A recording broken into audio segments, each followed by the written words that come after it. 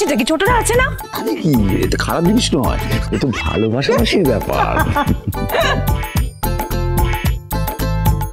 কি সুন্দর চোখ জড়ানো দৃশ্য দেখলাম।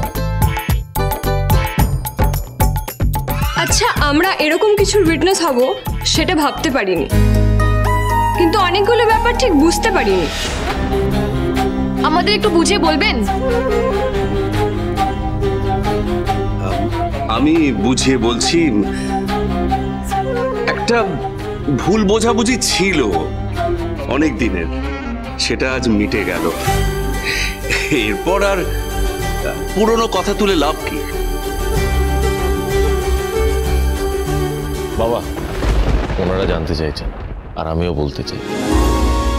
কিন্তু এখন এসব কথা মানে আচ্ছা, ও যখন বলতে চাইছে ওকে বলতে দেওয়া হোক। আমার সূর্য তো এরকমই, যার সৎ সাহস আছে মাথা উঁচু করে সত্যিটা বলার। তুমি বলো সূর্য, বল। আমরা সবাই শুনছি, তুমি বলো।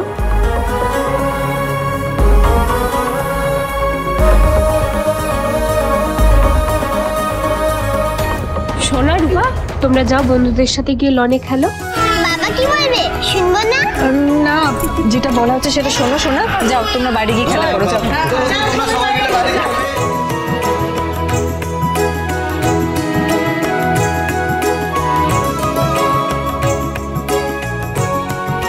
আমি ডক্টর সূর্য সেনগুপ্ত।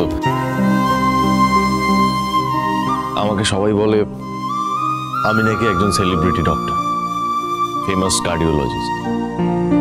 ফেমাস হওয়ার একটা খারাপ দিক আছে জানেন তো, যত তাড়াতাড়ি নাম হয় অনেক সময় বদনামও তত তাড়াতাড়ি হয়। আমি আজকে অনেক কিছু বলতে চাই আপনাদের সকলের সামনে, যেহেতু আপনারা সকলে উপস্থিত আছেন। মন থেকে বলতে চাই, আমার আর আমার স্ত্রীর মধ্যে একটা ঝামেলা চলছিল, ভুল বোঝাবুঝি হয়েছিল। তাতে ওর কোনো দোষ নেই, দোষটা আমার।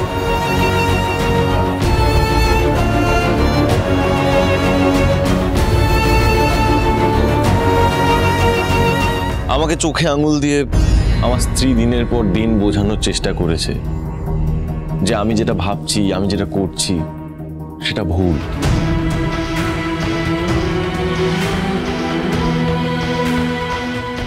কিন্তু আমি ওকে বিশ্বাস করি, ও ঠিক ছিল, আমি ভুল ছিলাম। আমি জেদ করে ওকে অবিশ্বাস করতে শুরু করেছিলাম।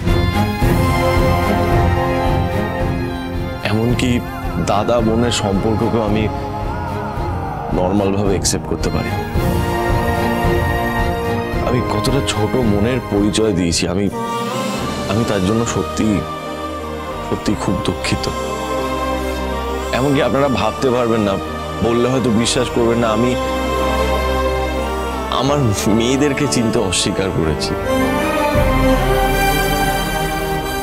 আমার দাদা কবির, উনি একজন সেলিব্রিটি, গোটা বাংলায় ওনাকে কে না চেনে। আমি ওনাকে অপমান করতে ছাড়িনি, কটু কথা বলেছি, এমনকি গায়ে হাত পর্যন্ত তুলেছি।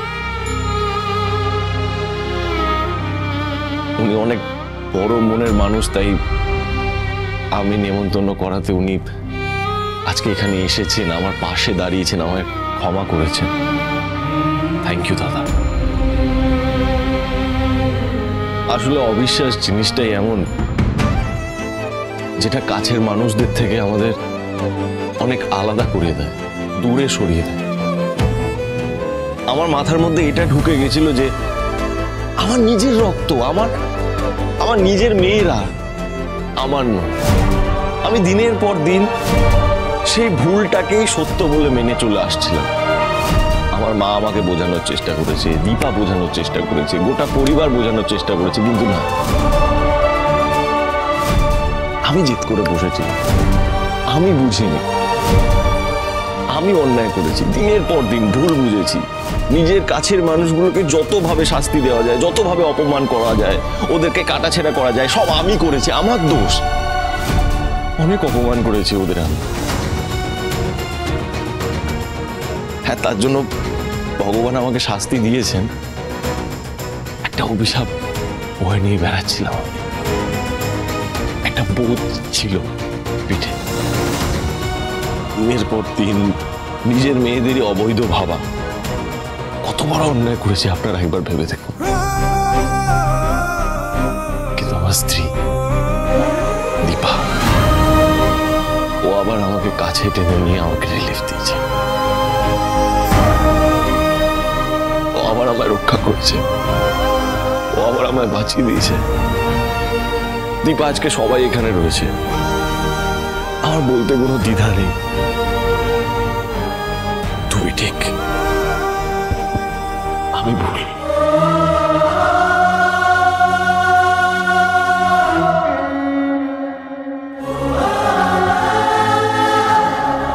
আমি যা করেছি আমার ক্ষমা করে দাও।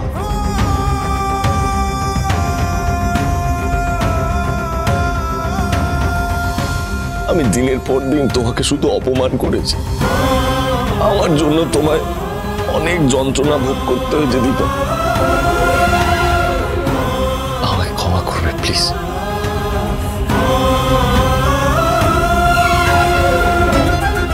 আমি তোমার চরিত্র নিয়েও তোমাকে ছোট বড় কথা বলেছি,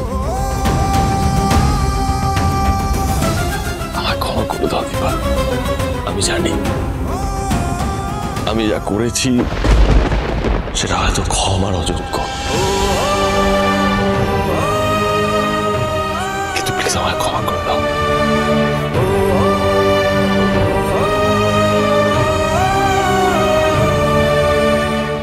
তোমার নিজের সম্পর্কে অনেক বড় ভুল ধারণা ছিল। হ্যাঁ মা, ওই ডক্টর তো সবসময় ওই কাগজ, রিপোর্টস, প্রুফ, এগুলোর বাইরে কোনো কিছু বিশ্বাসই করি না আর কি। এর বাইরে যে কোনো মিরাকেল হয় মাথাতেই আসেনি কখন। আমার একটা অ্যাক্সিডেন্ট হয়, তারপর এটা আমি জানতে পারি যে আমি কখনো বাবা হতে পারবো না। রিপোর্টে তাই এসেছিল, আমি সেটাই বিলিভ করে এসেছিলাম এতদিন ধরে। ইভেন একবার নয়, একাধিকবার রিপোর্ট আসে এবং রিপোর্টে সেম জিনিসটাই আমি আবার দেখতে পাই যে আমি কখনো বাবা হতে পারবো না। আমি এটাও কখনো বিশ্বাস করিনি যে সোনারও পা আমার নিজের রক্ত। আমি কখনো এটাও ভাবিনি যে আমি বাবা হতে পারি। আমি কখনো বিশ্বাসই করতে চাইনি যে আমি বাবা হতে পারি। তুই ঠিক বলেছিস সূর্য।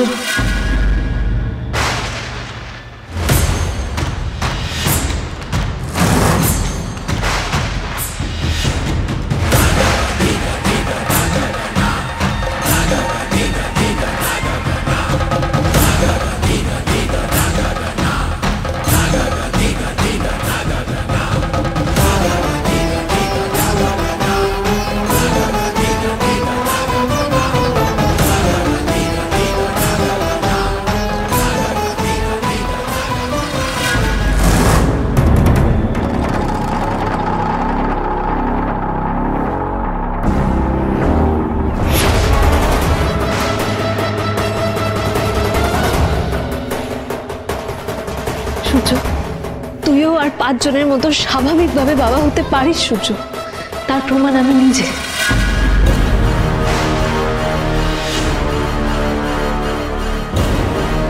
মানে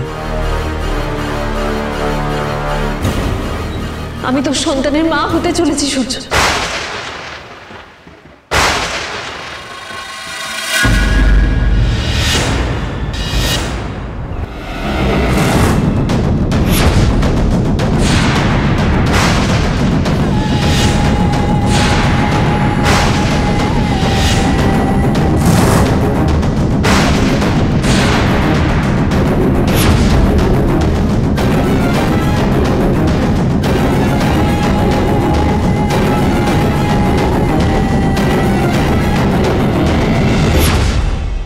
আমি জানি আপনারা আমার সত্যিটা বিশ্বাস করবেন না। আপনারা হয়তো ভাবছেন আমি সিন ক্রিয়েট করছি। কিন্তু সত্যিটা তো এটাই যে সোনা রূপা দীপের মতো আমার পেটে যে বেড়ে উঠছে সেও এই সেনগুপ্ত ফ্যামিলির বংশধর।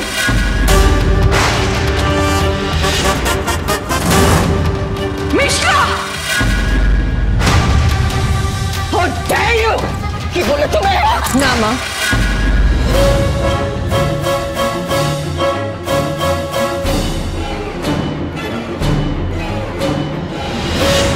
না মানে তুমি কি বলছো?